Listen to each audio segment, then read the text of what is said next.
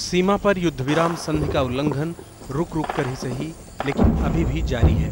पाकिस्तान से लगी 192 किलोमीटर की अंतर्राष्ट्रीय सीमा पर रामगढ़, हीरानगर, सांबा, अरनिया, अब्दुलिया, चाकानक, परगवाल जैसे इलाकों में पड़ोसी देश ने जिस तरह से नागरिक ठिकानों को निशाना बनाया, उसकी जितनी निंदा की जाए वो कम है। इस महीने हुए सीज फायर वायलेशन में पाक गोलों का सबसे बुरा कहर बरपा अरनिया सेक्टर में। अरनिया में इसके पहले इस तरह की बमबारी और तबाही कभी नहीं हुई थी।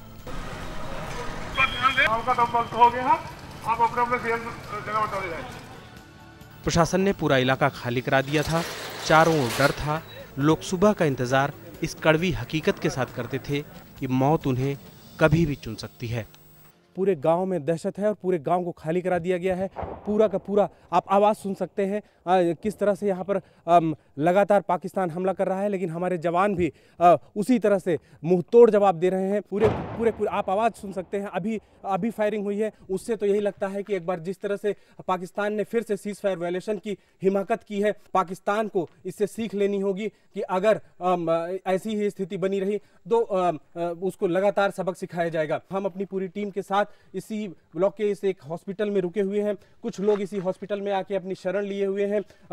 निश्चित तौर पर जिस तरह का माहौल है, अगर पाकिस्तान के हमले का जवाब हमारे सेना के जवान लगातार दे रहे हैं। अब देखने वाली बात होगी कि इस पूरे मामले को किस तरह से पाकिस्तान लेता है और हमारे जवान इस पाकिस्तान के इस हमले का जवाब किस तरह से देते हैं। सुबह होते ही चारों ओर बर्बादी का मंजर और विलाप के अलावा कुछ नहीं मिलता था।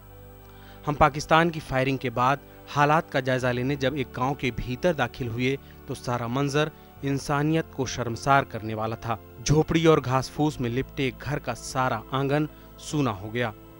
दिन भर मजदूरी के बाद रूखी सूखी खाकर इस घर के लोग सोए ही थे कि एक धमाके ने सब कुछ छीन लिया। 4 लोगों ने मौके पर दम तोड़ दिया और 4 अभी भी अस्पताल में सांसें गिन रहे हैं। बूढ़े बाप का सहारा छूट गया। खानदान में कुछ नहीं बचा था तो केवल वो दर्द और अंतहीन पीड़ा जिसकी भरपाई कोई नहीं कर सकता था।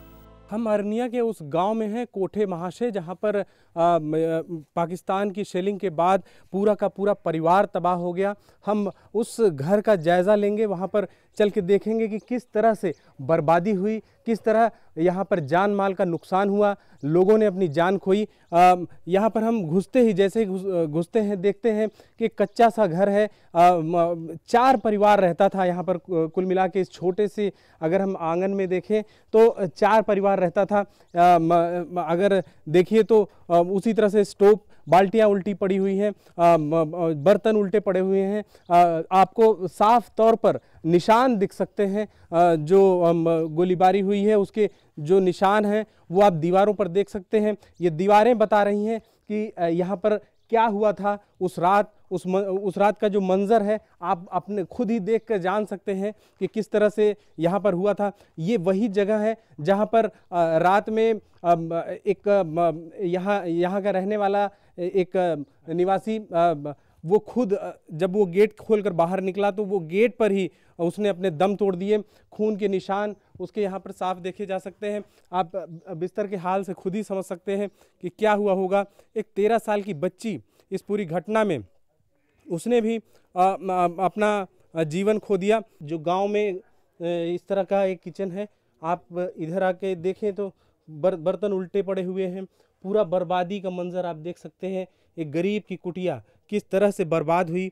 पाकिस्तान के नापाक मंसूबों की वजह से जो इन गरीबों को उसका जो भुगतना पड़ा वो साफ देखा जा सकता है। क्या हुआ था उस रात में, कैसा मंजर था वो जी ऐसा सी पे ਅਸੀਂ अंदर सुते रहे हाँ अंदर बेड़े तो कोई 12:30 बजे ਨਾਲ ਬੰਬ ਪਿਆ। ਇੱਥੇ ਜੀ ਸਾਰੇ ਇੱਥੇ ਸੁੱਤੇ ਰਹੇ ਹਨ ਤੇ ਬਸ ਇੱਥੇ ਬਸ ਢੇਰ ਹੋ ਗਏ ਨੇ ਜੀ। ਇਹ ਮੇਰੇ ਸਾਹਮਣੇ ਗੱਲ ਹੋਈ ਆ ਤੇ ਢੇਰ ਹੋ ਗਏ ਤੇ बथेरे खिंचे खराब की करना है, मेरे को याद नहीं हिंदी पे। जब उधर धमाका हुआ तो वो अंदर वाले जो थे बाहर भागे, तो बाहर वाले अंदर वालों को बोल रहे थे अंदर भागो। तो तब तक कुछ सेकंडों में ही इधर पास में बम पड़ गया। तो इसी बम ने सबको इधर ढेर करके रख दिया। ये कहानी अंतर्राष्ट्रीय सीमा पर बसे गांव के हर घर की है। यहाँ के लोगों के लिए इस बार युद्ध विराम संधि का उल्लंघन किसी बुरे सपने से कम नहीं था। खड़ी फसलें बर्बाद हो रही हैं। किसानों को खेत में जाने में डर लगता है कि कहीं धोखे से कोई गोली आकर उन्हें लग न जाए। गांव से जुड़े किसानों का कहना है कि अगर खेती ही नहीं रहेगी तो वे दुश्मन की गोली से नहीं तो भूखों मर जाएंगे। अभी कोई पता नहीं इसको कब शुरू कर दे।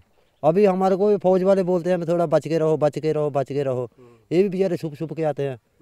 ये ऐसे धान के बीच में इधर से शॉट आते हैं, इधर फैंसी के साथ नहीं आ सकते। सीमा से जुड़े गांव का दर्द और समझने के लिए हम पूरी टीम के साथ अब्दुलिया गांव पहुंचे। ये वही गांव है जो पाकिस्तान की सीमा से लगता सबसे नजदीकी गांव है। लोगों की हिदायत के बाद भी हम भारत पाकिस्तान की आखिरी सीमा तक जा पहुंचे। इतने करीब से पाकिस्तान को देखने के बाद हमारा दिल जोर जोर से चिल्लाकर पाकिस्तान को कहने को कर रहा था, बंद करो निहत्थों पर हमला, अगर सैनिक हो तो सैन्य धर्म निभाओ। ये जो पाकिस्तान का झंडा आप देख रहे हैं, ये एकदम भारत पाकिस्तान की सीमा पर दिख रहा है। हमारे एकदम पीछे सालेपुर और चारपाट गांव पाकिस्तान का आप देख सकते हैं। एकदम हम भारत और पाकिस्तान की सीमा पर पहुंच चुके हैं। उस हालात का जायज़ा लेते हुए कि क्या है हालात हमारी सीमा की, हमारी पूरी टीम ने पूरे रिस्क के साथ इस इलाके तक पहुंची है। यही वो सरहद है जिस पर सीज़ फायर वायलेशन की घटनाएं हुई हैं। उसके बाद दोनों देशों में तनाव हुआ। फिलहाल तो शांति दिख रही है। यह शांति कब तक रहेगी ये भी देखने वाली बात होगी। अब्दुलिया गांव में हम खड़े हैं। ये भारत पाकिस्तान की सीमा पर आखिरी गांव है। इस गांव में यही खेत है, इन्हीं खेतों में लोग अपनी खेती करने आते हैं। लेकिन जब ये सीज़ फायर वायलेशन जैसी घटनाएं हो जाती हैं तो निश्चित तौर पर पूरे इलाके में एक दहशत का माहौल ज़रूर दिख रहा है। जब ऐसी स्थितियाँ आती हैं तो लोग अपने खेतों तक में नहीं आते हैं, उनकी रोज़ी रोटी पर सवाल उठ जाते हैं। आखिर वो कब तक इस स्थिति का सामना कर पाएंगे, ये भी देखने वाली बात होती है। लोगों का ये कहना है कि स्थिति पूरी तरह से ख़त्म होनी चाहिए। इस तरह की जो सीज़ फायर वायलेशन की घटनाएं हैं वो पूरी तरह से बंद होनी चाहिए, जिससे दोनों देशों के लोग, कम से कम हमारी सीमा के लोग, भारत के लोग सुरक्षित रह सकें और अपना जीवन बसर कर सकें। हालात ये हैं कि गांव के लोग रात में बंकर में ही रहकर अपनी रातें गुजारते हैं। धमाकों और डर के बीच में इंतजार करते करते जब सुबह होती है तो उनके मुंह से केवल ऊपर वाले के लिए शुक्रिया ही निकलता है। भारत पाकिस्तान सीमा के गाँव के जो हालात हैं उसका जायज़ा लेते हुए हम एक बंकर में पहुंचे हैं। ये बंकर हालांकि बनाए तो गए हैं सेना के लिए, 6x4 के बंकर होते हैं, लेकिन जब इस तरह की शेलिंग होती है, दुश्मन अपनी गोलीबारी करता है तो गांव के लोग इन्हीं उसमें आके बंकर्स में शरण लेते हैं, अपनी जान बचाते हैं। इस अब्दुलिया गांव, ख़ासतौर से जो हम अब्दुलिया गांव का दौरा करते हुए देखे हैं कि कई बंकर्स पूरे गांव में हैं और इन लोगों के लिए शेलिंग कोई एक दिन की बात नहीं है। अक्सर उनको ऐसे वक्त का सामना करना पड़ता है। यहाँ पर कोई स्कूल नहीं, रात को रोटी खाने का टाइम नहीं मिलता, फायरिंग होती है, क्या करें, कहाँ जाएं। हाँ, बहुत फायरिंग, इतनी फायरिंग यहाँ देखी नहीं जितनी आरती हुई है। ये तो मुश्किल वजह कारण इधर सभी लोग शाम को भाग जाते हैं। एक दो आदमी रहेगा, पशु ले रह रहे हैं, नहीं पशु नहीं होते, हम भी भाग जाएंगे, हम क्या करना है इधर। ये हमेशा ये सोचते हैं कि शाम को क्या होगा, वो इस बात में यकीन नहीं कर पाते हैं कि उनका अगली सुबह कैसी होगी। निश्चित तौर पर ये बहुत बड़ी बात है। चूँकि ये सीमा पर रहने वाले लोग हैं, इतनी अच्छी यहाँ पर खेती होती है, उसके बावजूद वे अपने भविष्य को लेकर हमेशा चिंतित रहते हैं। ये चिंता जायज़ भी है और हम सभी को इस बारे में सोचना होगा। हम अब्दुलिया गांव के एक घर में गए। यहाँ पूरा परिवार रहता है, लेकिन शाम के बाद इस घर में कोई नहीं दिखता। घर के मर्द बंकरों में चले जाते हैं और महिलाएं दूर आरएसपुरा में अपने रिश्तेदारों के घर चली जाती हैं। क्या पोजीशन होती है जब शेलिंग होती है तो कैसा माहौल होता है और मतलब कैसे निपटते हैं उससे आप? इतनी ज़्यादा फायरिंग होती है, जब फायरिंग होती है तो अपनी जगह से हिल नहीं पाते हम लोग, जहाँ रहते हैं वहीं रहते हैं। जैसे इस परिवार में हम देख रहे हैं कि आपकी माँ भी हैं, बच्चे हैं, छोटे छोटे बच्चे स्कूल भी जाते होंगे, तो पूरी लाइफ एक तरह से डिस्टर्ब हो जाती होगी। हमारे तो चलो अभी निकल गई है, जो आने वाली पीढ़ी है उनकी लाइफ बिल्कुल ख़त्म है। अब जैसे कुछ बच्चे हमारे साथ इधर बैठे हुए हैं, ये तो ना स्कूल जा पाते हैं और ना ही इनकी पढ़ाई हो पाती है। अभी शाम को जो जहाँ से आरसपुरा चले जाते हैं वहीं रहते हैं, सुबह इधर आएंगे वहाँ भी नींद होती है इनको, पूरी नहीं हो पाती। सुबह आके बच्चे सो जाते हैं, पढ़ाई इनकी मिल नहीं पाती है पूरी। ऐसा भी दिन आएगा कि सब शांत हो जाएगा, कोई उम्मीद है? ना कोई नहीं आओगे देने, कोई फैसला भी कोई करता है। तो चाहे बच्चा हो, बुजुर्ग हो, जवान हो, सभी की सिर्फ यही चिंता है कि काश वो दिन आता कि हम यहाँ पर अमन और चैन से रह पाते। इनकी हम दुआ करेंगे कि इनकी जो ये इच्छा है वो पूरी हो सके। बड़ों के साथ ही चिंता उन बच्चों की है जिन्होंने जीवन का पराग चखा भी नहीं। गोलियों की आवाज और दहशत इन बच्चों का बचपना छीन रही है। एक छोटा सा बच्चा है यहाँ पर, आप देखिए इसके गले में एक छोटी सी चेन है और इसमें ये गोली इसने पहन रखी है। मैं आपको बताऊं कि ये वो गोली है जो फायरिंग में हमारे पड़ोसी देश से आई थी और उसको निकाल के किस तरह से पिरो के पहना हुआ है। किस तरह का माहौल यहाँ गोलियों के ढेर पर एक तरह से गांव बैठा हुआ है, बारूद के ढेर पर एक गांव बैठा हुआ है। और जब बच्चे गले में गोलियां पहन रहे हैं तो आप समझ सकते हैं कि क्या माहौल है यहाँ का। अबकी के हमलों में पाकिस्तान ने 81 और 82 mm के मोर्टार दागकर लोगों को हैरत में डाल दिया था। इन गोलों की रेंज 5 से 6 किलोमीटर थी। हमले की रेंज कितनी बढ़ जाएगी ये किसी को नहीं पता था।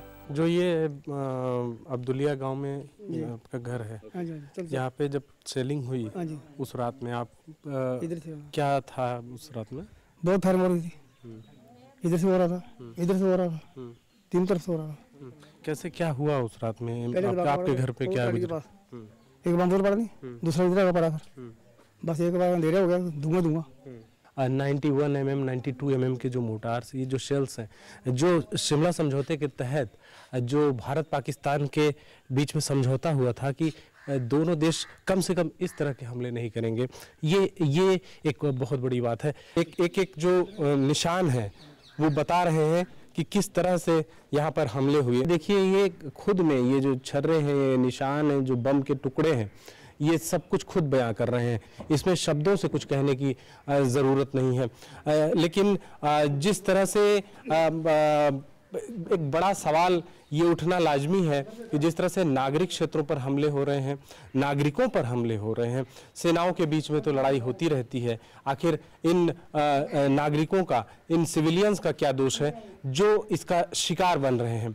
निश्चित तौर पर इसका सवाल पूछा जाएगा और इसका जवाब भी हमारे पड़ोसी देश को देना होगा, क्योंकि ये मामला ना लड़ाई का है, ना दोनों देशों के संबंधों का है, ये मामला मानवीयता से जुड़ा हुआ है। आखिर इसका जवाब कौन देगा? ऐसे हालात में प्रशासन की भी भूमिका अहम हो जाती है। सिविल प्रशासन ने पाकिस्तान के हमले के तरीके को भांपते हुए करीब 5 किलोमीटर का इलाका खाली करा दिया और किसी को भी डेंजर जोन में जाने की इजाजत नहीं थी, क्योंकि अर्निया डायरेक्ट टारगेट किया गया सिविलियंस का। इसलिए एक अहम रोल बनता था एडमिनिस्ट्रेशन का भी। पुलिस वगैरह ने भी इमीडिएटली रश किया रेस्क्यू ऑपरेशन में, जो चाहे सिविल एडमिनिस्ट्रेशन थी, लोग, मैं आपको बताना चाहता हूँ कि वहाँ के जो लोकल पॉपुलेशन है उसमें बढ़ चढ़ के उन्होंने हिस्सा लिया और इनको वहाँ से सेफर प्लेसेस में ले गए। और हम सब लोगों ने मिल के पहले जो इंजर्ड थे उनको हॉस्पिटल वगैरह शिफ्ट करने के बाद एक स्ट्रेटजी बनाई गई कि इनको सेफर प्लेसेस में शिफ्ट किया जाए जहां इनको और मज़ीद कोई नुकसान ना हो पाए। प्रशासन के इस कदम से मरने वालों की संख्या तो कम हो गई, लेकिन जो लोग अपने बच्चों के साथ स्कूलों और सरकारी बिल्डिंग में बने कैंप्स में रहने को मजबूर थे, उनकी पीड़ा कोई नहीं समझ सकता। सर इधर जो स्थिति है, बहुत सारे लोग डरे हुए हैं और मोर्टार के इतने बड़े फायर आ रहे थे कि जान माल का बहुत ही नुकसान हुआ है और हमारी फसलें भी तबाह हुई हैं। अभी फसल जो बारिश की वजह से भी हुई हैं और पाकिस्तान की गोलाबारी से भी बड़ी तबाह हो चुकी है। 3 गोले साढ़े पिंड च भेज देना तो दुनिया नट्ठ भज गई सारी, तो कोई चंद बंदे है ना ਜਿਹੜੇ माल मवेशी अभिकार है उन्होंने सामने वास्ते। एक बड़ दे डाले नूं गोला वजे दा ते जिस कमरे में जी सन वो बच गया तो दूसरे च पिया, जी बच गए, सारे बड़ दे डाले तोड़ के थले सुट दिते। देखो हम इतने परेशान हैं कि बोलने की तो कोई हद ही नहीं रही है भाई। हम सो रहे होते हैं अपने कमरे में, ऊपर से सेल पड़ता है और लेंटर भी पड़ जाते हैं। गांव भी इतने ज़्यादा नुकसान हो रहे हैं ना कि बोलने की तो कोई बात ही नहीं रही। मेरे बच्चे मेरे साथ हैं और उनकी पढ़ाई भी इतनी ज़्यादा ख़राब हो रही है कि फसल भी बर्बाद हो रही है, पशु मर रहे हैं, अभी तो इंसान भी इतने ज़्यादा घायल हो गए हैं, कुछ मर भी गए हैं। पाकिस्तान वाला ने मकान उकान सारे पसोट साट के मकान उकान सारा बर्बाद कर दिया है। क्या हम लोग बड़ा मुश्किल से थे, रात कट रहा हूँ का। कैंप में लोगों के खाने पीने, सोने और दवाओं के इंतजाम किए गए थे। हम यहाँ पे दिखाएंगे कि खाना बन रहा है, चावल उबाला जा रहा है, दाल बनाने की तैयारी हो रही है।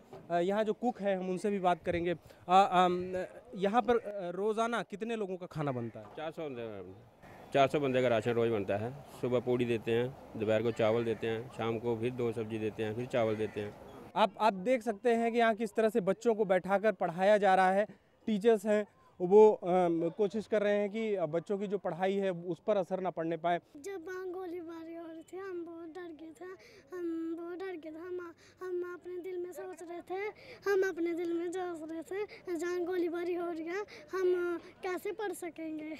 हम कोशिश कर रहे हैं कि इनको पढ़ाया जाए, इनकी पढ़ाई में कोई बाधा ना आए।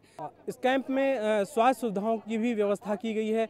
जो बीमार लोग हैं उनको मदद देने के लिए, फर्स्ट एड देने के लिए यहाँ पर व्यवस्था की गई है। एक डॉक्टर्स की टीम है, एक ऑर्गेनाइज तरीके से कोशिश की जा रही है कि हर तरह से लोगों की मदद की जाए। जितनी भी दिक्कत है लोगों को कम, उनकी दिक्कतों को कम किया जा सके। ख़त्म तो नहीं किया जा सकता लेकिन कम किया जा सकता है। कोशिश ये है कि सब हाथ से हाथ मिलाकर, कंधे से कंधा मिलाकर इस मुसीबत का सामना किया जाए। जो ये लोगों का दर्द है उसको कम करने की कोशिश की जाए। इस पर सभी लोग लगे हुए हैं। निश्चित तौर पर जब ऐसा माहौल होता है, ऐसी स्थितियां होती हैं तो ऐसे जज्बे की ज़रूरत होती है। कम से कम हमारे ऊपर जिस तरह की मुसीबत आई है, अगर सभी मिलकर उसका मुकाबला करें तो कम से कम मुसीबत का जो असर है उसे कम किया जा सकता है। सीज़फायर वायलेशन जैसी घटना सीमा पर आए दिन होती रहती है।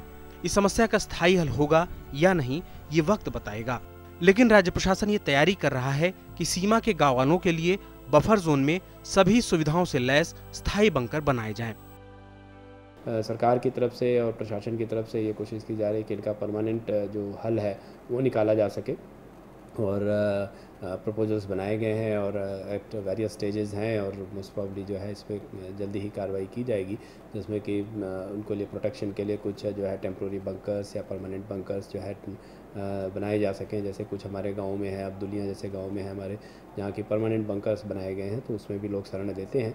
तो टेम्प्रोरी रिलीफ के लिए ये कदम भी लिए जा रहे हैं और परमानेंट जो है इनको सेफ़र लोकेशंस पे परमानेंट जो है शेल्टर वो होम जो है बन जाए, जिसमें कि वो कभी भी जब भी इस तरह की स्थिति हो, क्योंकि कोई भरोसा नहीं होता है कि ये कब बंद होगा और कब शुरू होगा, तो वो इन शेल्टर्स होम्स में शरण ले सकें और वहाँ पर सुरक्षित रह सकें।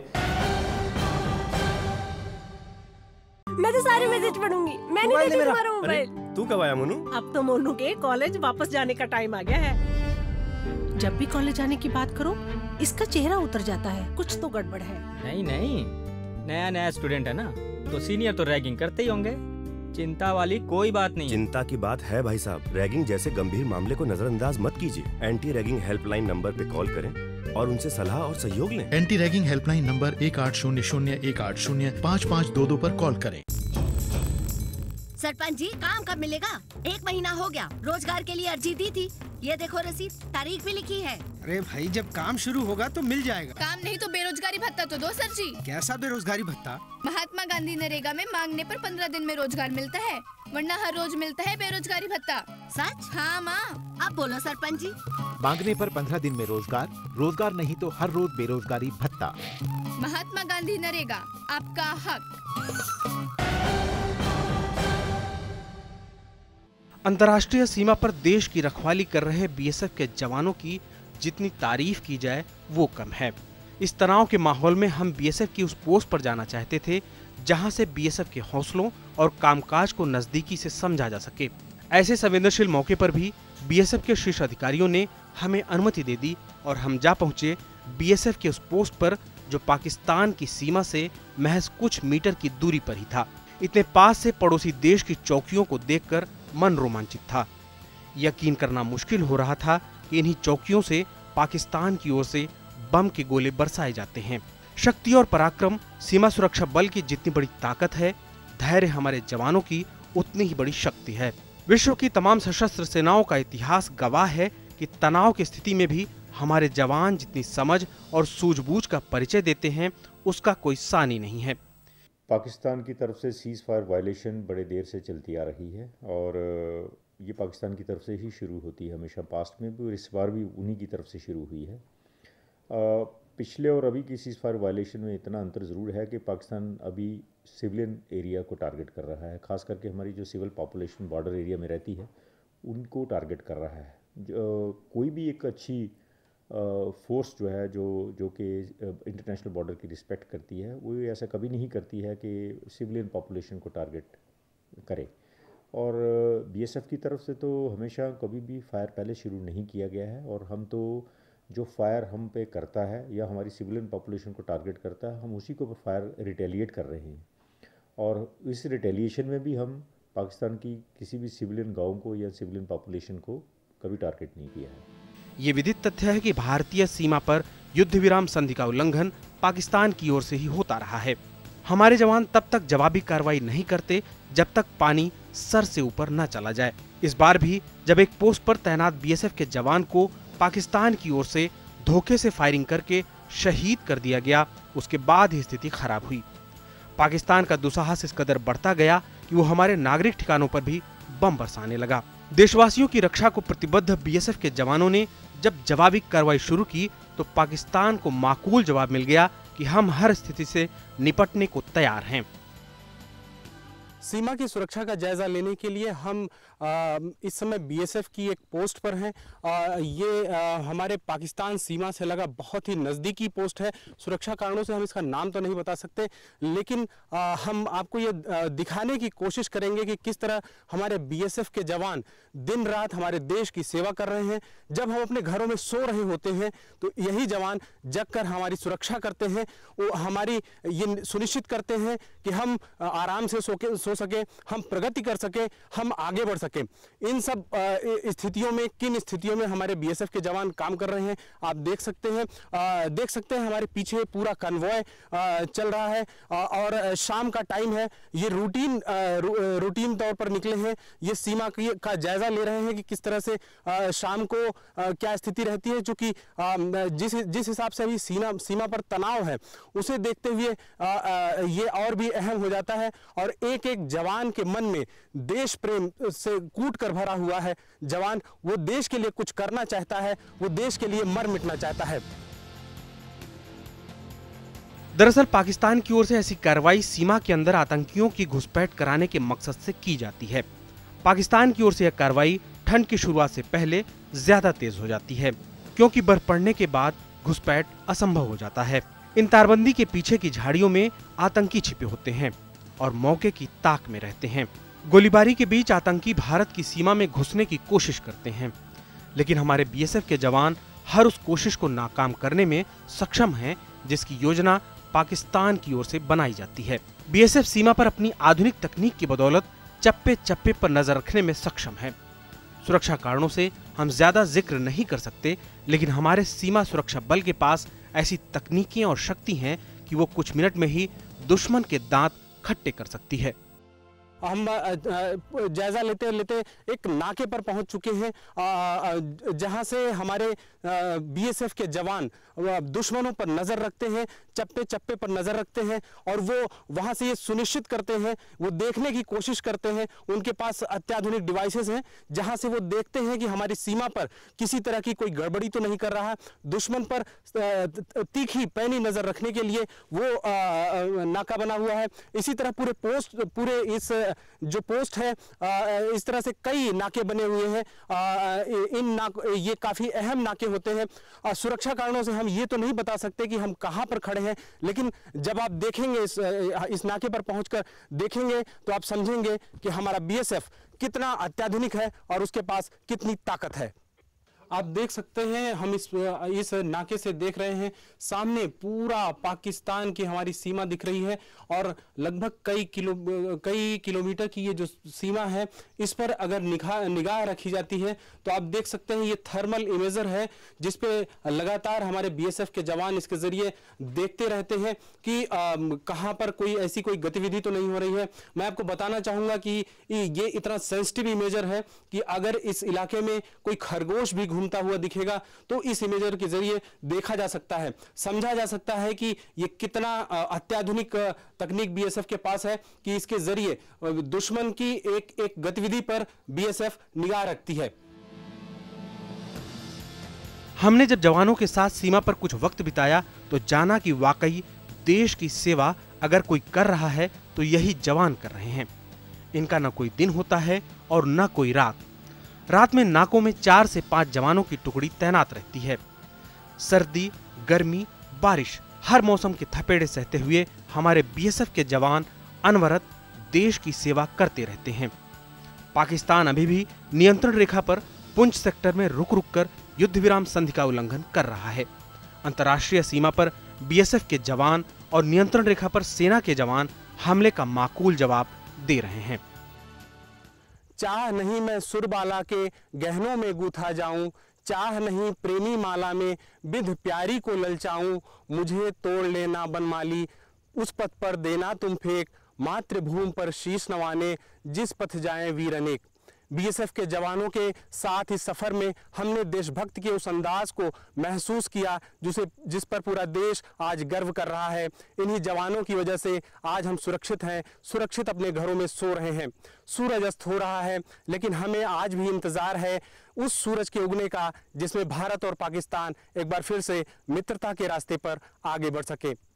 कैमरामैन राजेश रिकी के साथ Ajay Vikram Singh, DD news, BSF post.